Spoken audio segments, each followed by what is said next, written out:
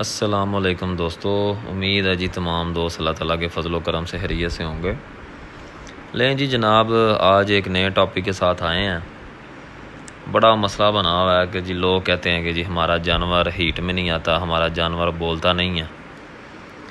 تو جی میں نے جو یہ ویڈیو ہے اس کے اوپر لکھا بھی ہوا ہے کہ کون ہے جو کہتا ہے کہ میرا جانور ہیٹ میں نہیں آتا، ذرا سامنے آئے۔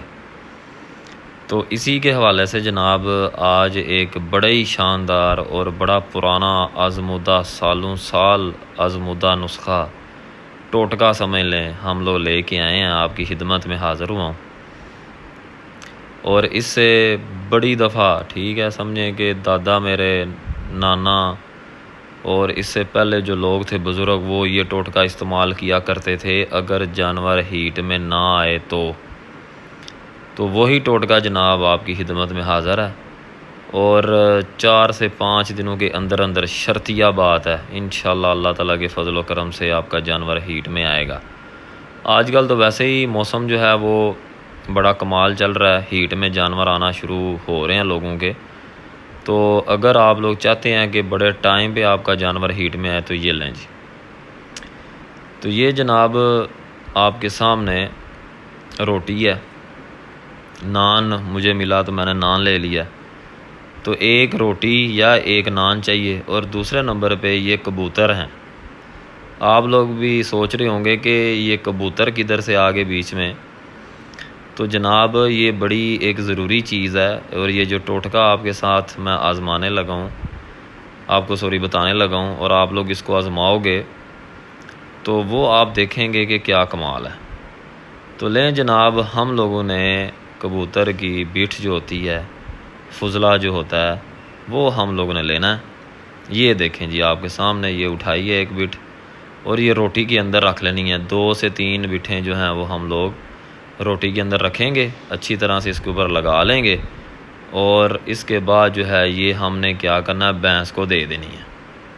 ٹھیک ہے جی، یہ آپ دیکھ رہے ہیں میں نے اس نان کے اوپر 2 بٹیں جو ہیں وہ رکھ لی ہیں، کیونکہ میری 2 بھینسیں ہیں تو یہ دوسری اس کے لیے جو ہے وہ یہ ریڈی ہونے لگا نسخہ۔ ٹھیک ہے جی، تو لیں جناب، اب ہم لوگ چلتے ہیں بھینس کی طرف اور اسے یہ ٹوٹکا دیتے ہیں۔ لیں جناب، روٹی کے اوپر بٹیں رکھ لی ہیں اور اس کو رول کر لیں تاکہ یہ بھینس کے اندر چلی جائے کسی طرح سے۔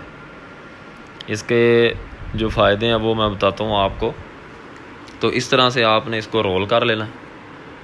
رول کرنے کے بعد یہ آپ کے سامنے ہم لوگ لائیو دکھا رہے ہیں، بھینس کے آگے کریں اور بھینس خود ہی جو ہے یہ روٹی یا نان یا جو بھی آپ کے پاس آٹا ہے، روٹی ہے، نان ہے، کچھ بھی آپ کے پاس اویلیبل ہے وہ آپ اسے دیں اور وہ خود ہی بھینس کھا جائے گی۔ آپ لوگوں کو پتہ ہے کہ روٹی ٹکڑے یا جو نان وغیرہ ہے یا آٹا جو ہے وہ بھینسیں بڑے شوق سے کھا لیتی ہیں خود ہی۔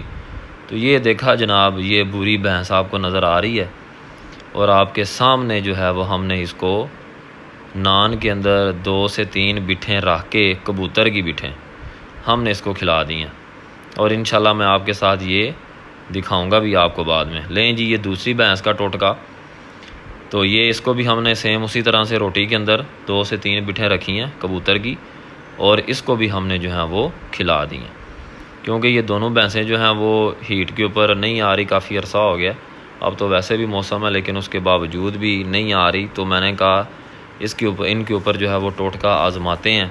اور یہ ٹوٹکا جو پہلے سٹارٹ میں ویڈیو میں آپ لوگوں نے جوٹی دیکھی ہے نا، پیلن جوٹی ہے، اس کے اوپر یہ میں نے آزمایا پہلے۔ یقین کریں 4 سے 5ویں دن کے بعد جو ہے نا وہ جوٹی ہیٹ میں آ گئی تھی، اور اس کو میں نے کراس کروا لی ہے۔